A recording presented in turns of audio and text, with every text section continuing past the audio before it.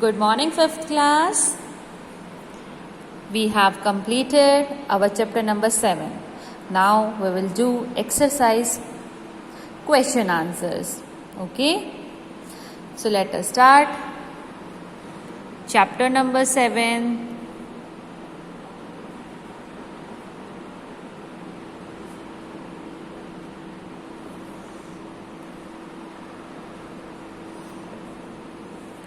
Water around us. Water around us. Okay, beta. So, from your book,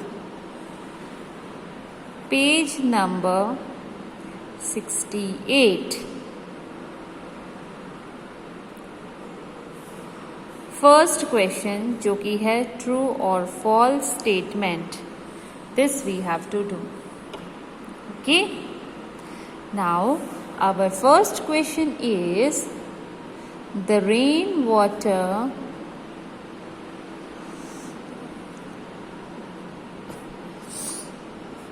that goes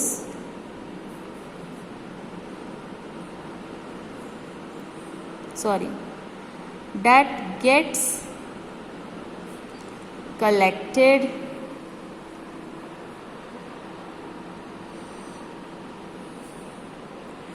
in ponds and lakes is clean.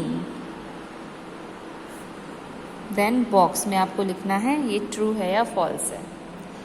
ठीक है बेटा. सो देखो अब हम question को देखते हैं ध्यान से. जो रेन वाटर हमारा इकट्ठा हो जाता है पॉन्ड्स में और लेक में, क्या वो क्लीन होता है, साफ होता है? नहीं बेटा, वो साफ नहीं होता. क्यों? क्योंकि पॉन्ड्स और लेक्स में बहुत सारी जो है इम्प्योरिटीज़ भी होती, गंदगी होती है, मिट्टी होती है, माइक्रो ऑर्गेनिज्म होते हैं, जर्म्स होते हैं, है ना बेटा. सो वो क्लीन नहीं होता. सो आंसर क्या आना चाहिए यहाँ पर? फॉल्स. ओके, सो आप यहाँ क्या लिखेंगे? एफ. फाइन बेटा. अब हम अपना सेकंड क्वेश्चन करते हैं.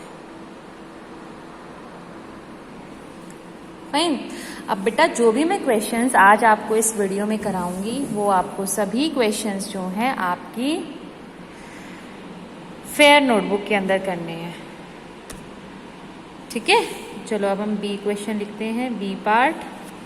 और हमारा बी पार्ट क्या है?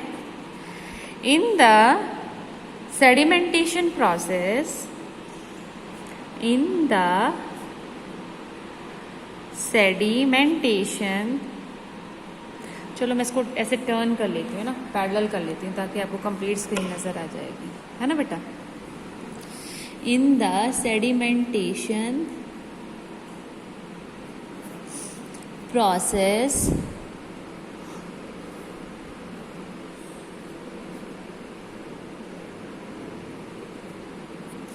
the impurities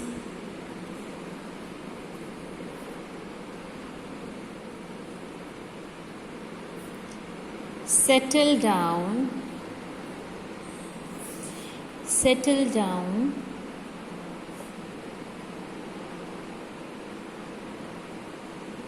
at the bottom.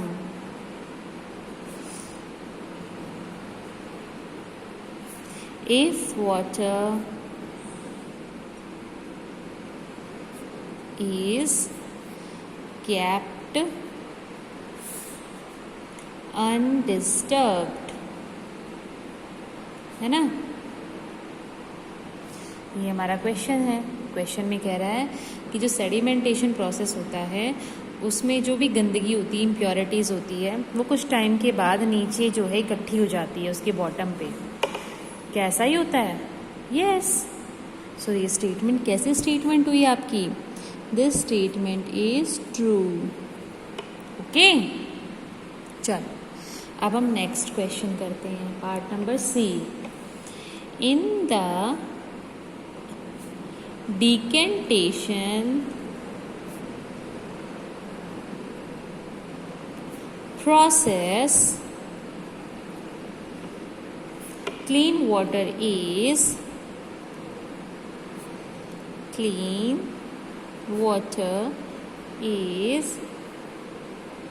passed through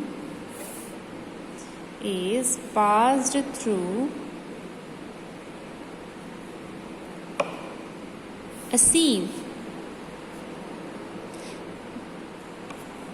और यहाँ पे आपको लिखना है कि ये स्टेटमेंट जो ट्रू है या फॉल्स है। ओके, सो क्वेश्चन में पूछा गया है जो कि हमारा डिकेंटेशन प्रोसेस होता है, सेडिमेंटेशन और डिकेंटेशन प्रोसेस हम साथ साथ में करते हैं ना, तो उसके अंदर जो हमारा डिकेंटेशन प्रोसेस होता है, क्या उसमें हम क्लीन वाटर जो है एक सीव से निकालते हैं, छन्नी से निकालते हैं? नो, हम सीव से नहीं निकालते, हम तो एज इट इज निकालते हैं, है ना, उसको बिना हिलाए बिना डिस्टर्ब किए, right? So answer is false. Okay, next D part, filtration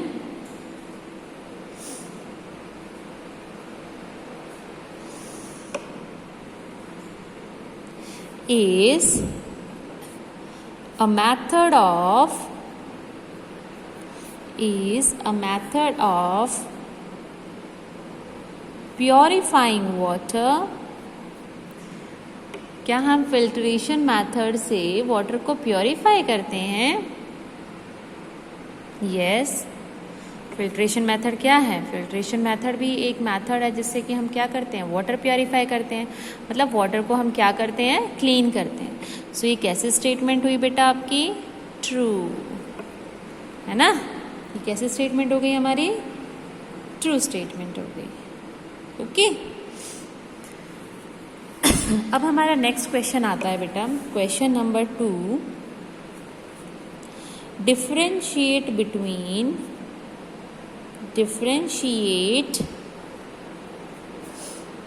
between soluble impurities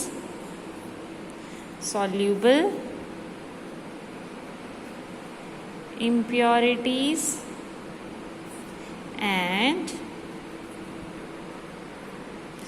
insoluble impurities।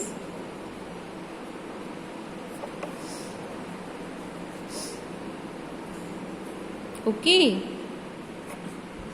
ये क्वेश्चन है आपका जिसमें आपको सॉल्यूबल इम्प्योरिटी और नॉन सॉल्यूबल इम्प्योरिटी के बीच में क्या लिखना है, difference.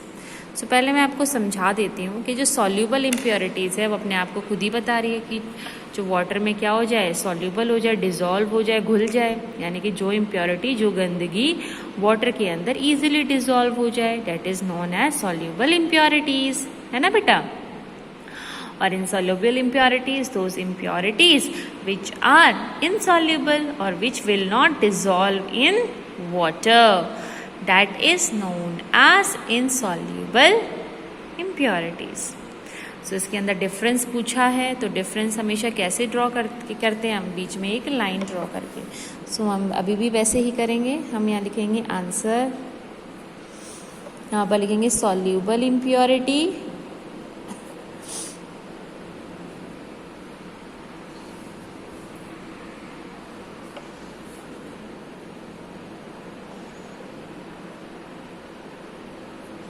then we will draw the line and then I will write here insoluble impurity, insoluble impurity। Okay, चलो हो गया हमारा ये भी।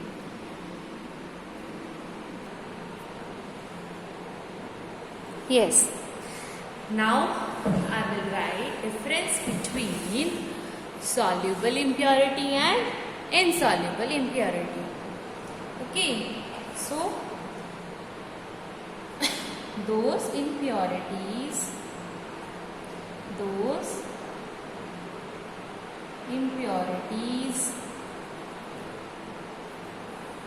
which are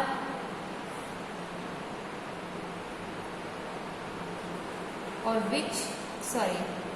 which can dissolve in liquid, जो कि लिक्विड के अंदर इजीली डिसॉल्व हो जाए, that impurity is known as soluble impurities. Now insoluble impurities, those impurities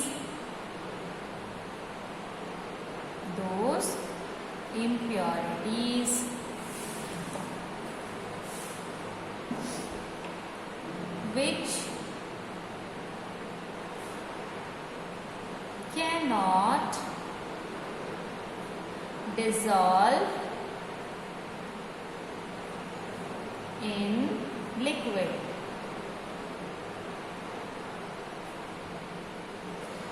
is known as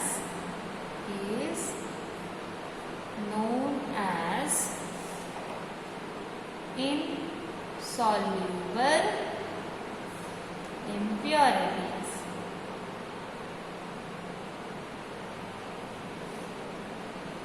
ठीक है, अब अगर हम सॉल्यूबल का एग्जाम्पल लिखें तो क्या आएगा बेटा इसका एग्जाम्पल?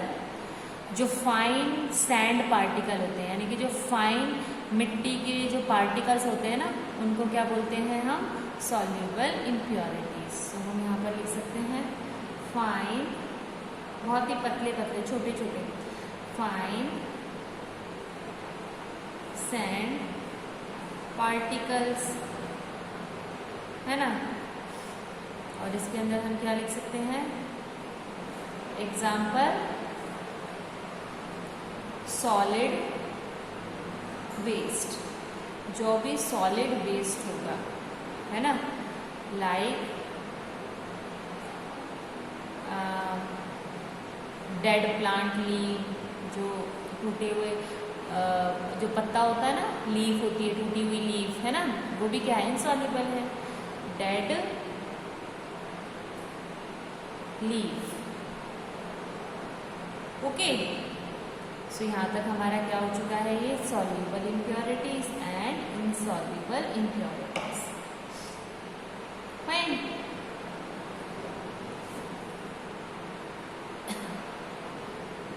नाउ आपका जो नेक्स्ट क्वेश्चन है, पहले मैं क्वेश्चन को लिख लेती हूँ बेटे। Question number 3,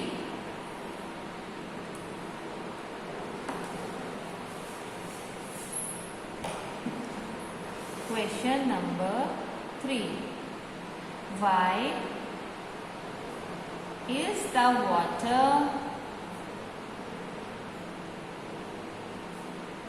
obtained after decantation not completely clean? बेटा अब क्वेश्चन का मतलब समझते हैं, जो कि हम डिकेंटेशन, हमने सेडिमेंटेशन डिकेंटेशन प्रोसेस से वाटर को क्लीन किया था ना, फिल्टर किया था। तो क्वेश्चन में कह रहा है कि अगर हम जब डिकेंटेशन प्रोसेस कर लेते हैं तब भी वो वाटर जो है वो कम्प्लीटली क्लीन नहीं होता। क्यों नहीं होता बेटा?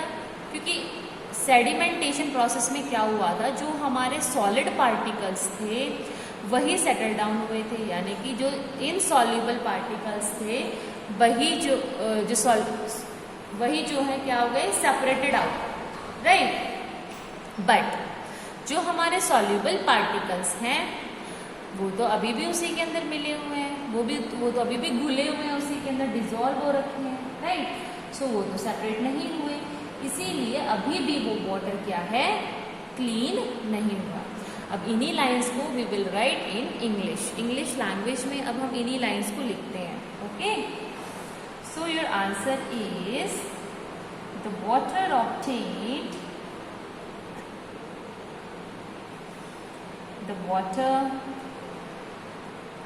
obtained after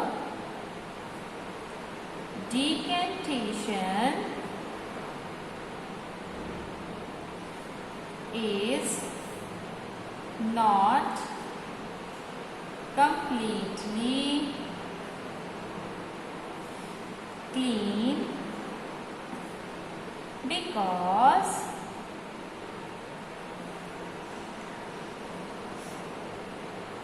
after decantation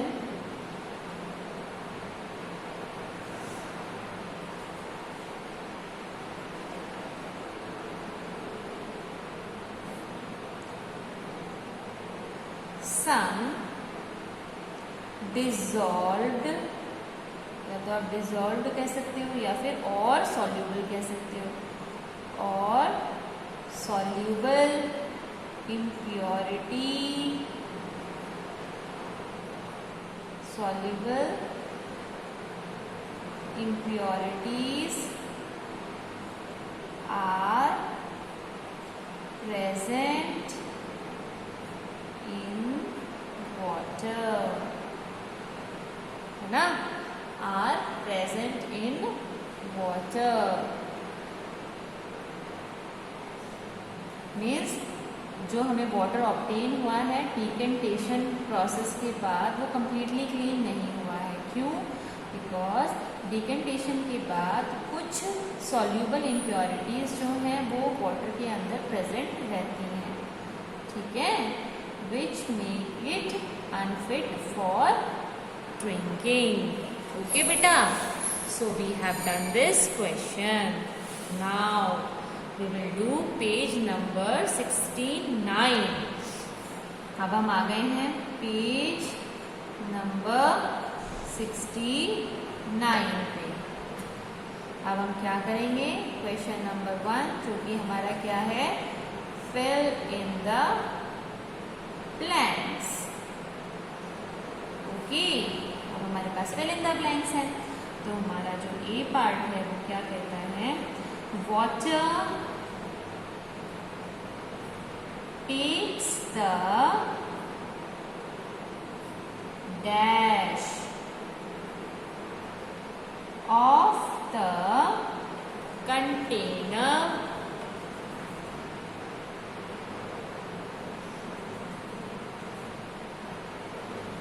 it is poured in। ये हमारा क्वेश्चन है। मीन्स जो वाटर होता है, water takes the dash of the container if it is poured in it. Water क्या ले लेता है उस कंटेनर की शेप को, राइट। सो आंसर क्या आएगा, shape. Water takes the shape of the container it is poured in.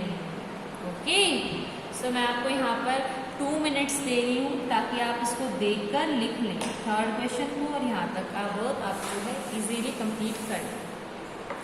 Please do it fast.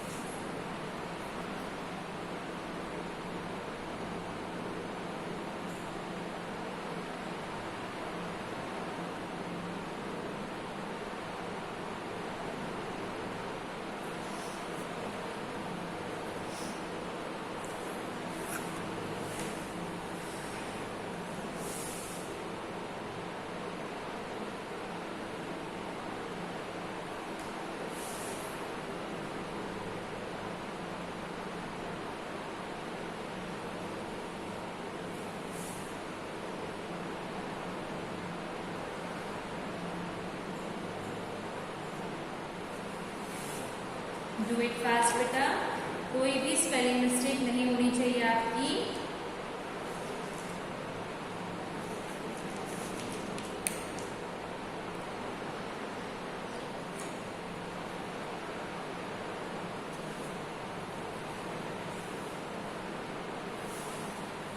Okay, चलो अब हम फिल इन द ब्लैंक्स का बी पार्ट करते हैं, ठीक है।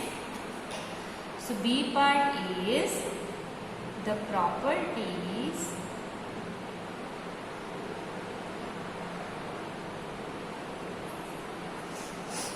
of water that we can observe are its dash dash dash and dash वगैरह है। जो प्रॉपर्टीज होती है वाटर की, जो हम ऑब्जर्व कर सकते हैं, मीन्स अपनी आंखों से देख के बता सकते हैं, या जो हम फील कर सकते हैं, राइट, देख सकते हैं और उसको फील कर सकते हैं। तो उसमें क्या आ गया आपका, वाटर की क्या क्या प्रॉपर्टीज के बारे में हम बता सकते हैं, उसके शेप के बारे में, कलर, टेस्ट और ऑर्डर। समझाया था ना बेटे मैंने आपको ये, कि हम इन 4 प्रॉपर्टीज को जो है देखकर और ऑब्जर्व करके बता सकते हैं, right. Next C part, dash impurities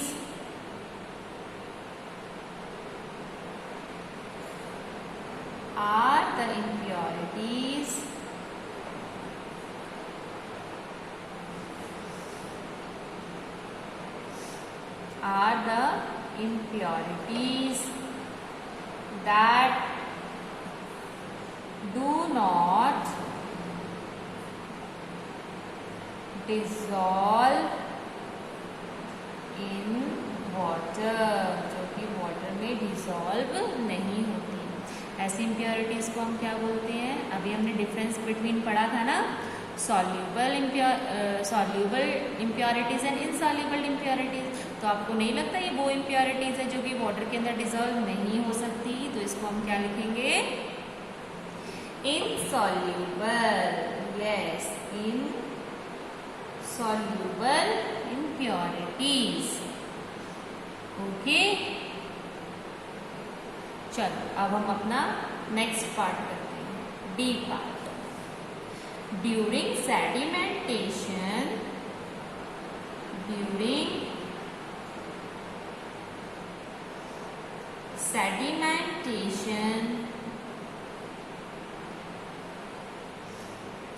the soluble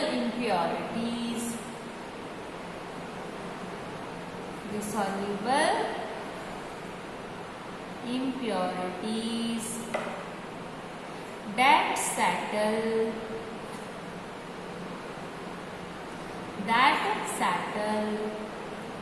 at the bottom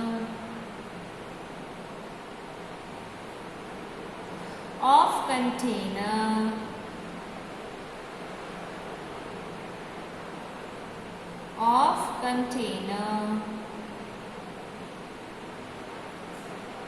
are called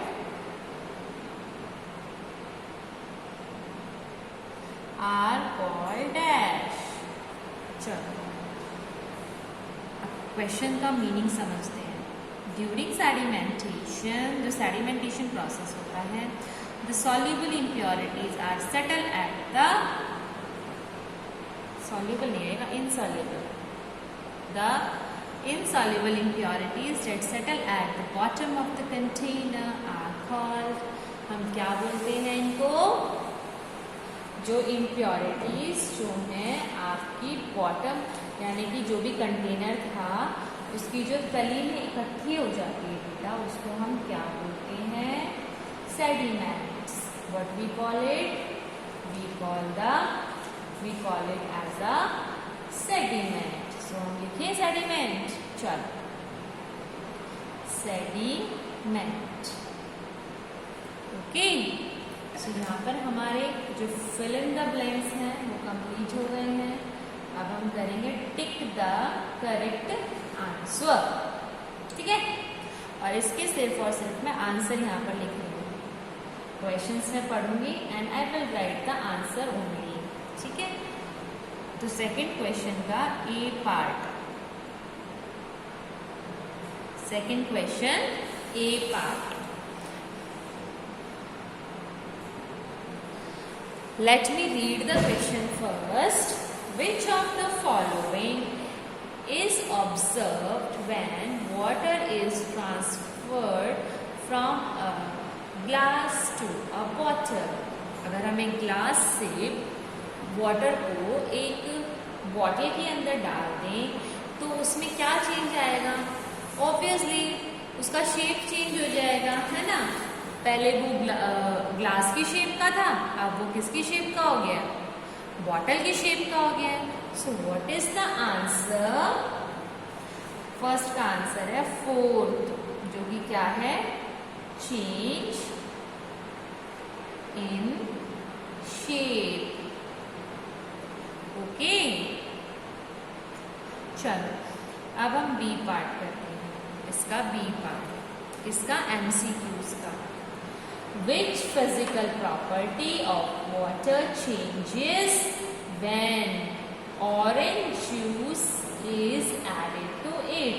अगर वाटर के अंदर हम ऑरेंज जूस मिला दें तो क्या चेंज आ जाएगा उसमें? पहले तो वाटर कलरलेस था, अब कैसा हो गया? ऑरेंज ऑरेंज कलर का हो गया। उसका टेस्ट भी चेंज हो जाएगा, है ना। अब हमें टेस्ट आने लग जाएगा उसके अंदर। अगर हम उसको स्मेल करेंगे तो हमें ऑरेंज की महक भी आएगी, है ना। सो इसका आंसर क्या बना? Third part. आपकी बुक में जो थर्ड पार्ट गिवन है वो इसका आंसर है, और वो क्या है? Colour, taste and smell. ठीक है, कलर, टेस्ट और स्मेल। चलो अब हम नेक्स्ट पार्ट करते हैं। Which of the following is an example of a soluble impurity? Sand भी soluble नहीं होगा, वो भी नीचे इकट्ठा हो जाएगा। लीफ भी इकट्ठी हो जाएगी, मड भी इकट्ठा हो जाएगा। सॉल्ट जो है उसके अंदर घुल सकता है। सो answer is the answer number third, that is salt, जो कि क्या है? सॉल्ट। ठीक है, अब हम डी पार्ट करते हैं। So D part is which of the following methods of the purification kills the microorganism present in water? Microorganism को कौन सी प्रॉपर्टी से हम मार सकते हैं मेथड से? बाय द क्लोरीनेशन, जो कि आंसर में है फर्स्ट पार्ट। सो आंसर क्या है इसका? फर्स्ट पार्ट, और वो क्या है? क्लोरीनेशन। क्लियर बेटा? फाइन।